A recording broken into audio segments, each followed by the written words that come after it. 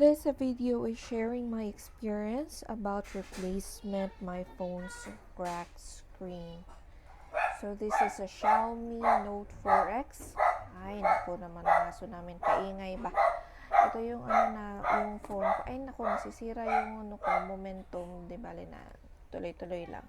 So, ayun nga, yung kasama nung box. So, yan, responsive yung screen. Yan. So, talagang maganda pa siya. Ang ginawa ko is bumili ako ng replacement screen. Tapos, I removed the back cover using this blue thingy, but unfortunately it got ruined. So, I tried to use something else, what's available at home, which is a nail pusher. And an old card. So, any membership card, it could be a debit card, ATM, na pwede nyong gamitin dito sa back cover of this phone. So, munti ko na makalimutan tanggalin yung drawer na yun. So, yun, nung na-remove ko na siya,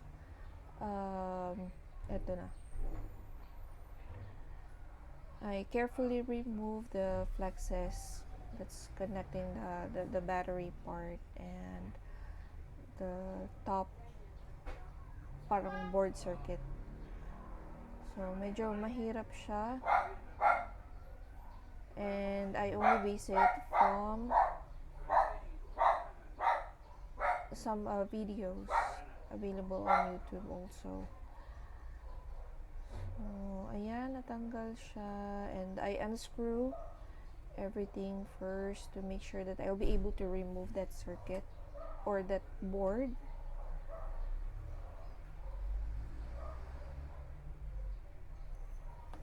By the way, wala nga pala akong experience for repairing any gadgets. This is actually my first time. I don't have any technical background, or I'm not a technician. But I was able to repair some of our appliances like electric fan, washing machine. So, kaya medyo malakas ang loob kong mag-try. And anyway, sabi ko nga sa sarili ko, I will not have any regret if this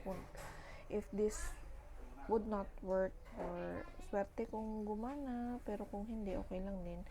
So, dito sa bottom part, tinanggal ko naman yung ito siya, yan, yung malapit sa speaker.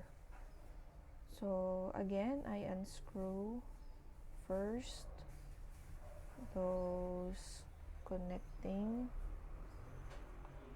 that black thing there para mabuksan kung ano yung nasa loob, at yun kasi yung nagko-connect doon sa battery na flex na kailangan kong tanggalin din.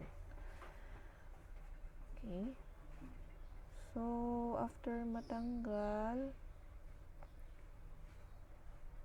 ayan, ginamit ko tong card for removing the battery. I would say that the adhesive is very strong. Na it took me a while. It took me, I guess, 5 to 10 minutes to remove the battery. And yan, nung natanggal na yung mga parts ng device, tinanggal ko na yung motherboard. I'm actually trying if I could remove it, but it's already built in sa phone or dun sa screen. So anyway, dito sa bagong or dito sa replacement, meron na siyang sariling motherboard. So itatry ko na ikabit. And then nag-work naman. So sa nakikita nyo, yan, nag-light up yung screen. But unfortunately, it's unresponsive at all. So lesson learned in this test or this trial is,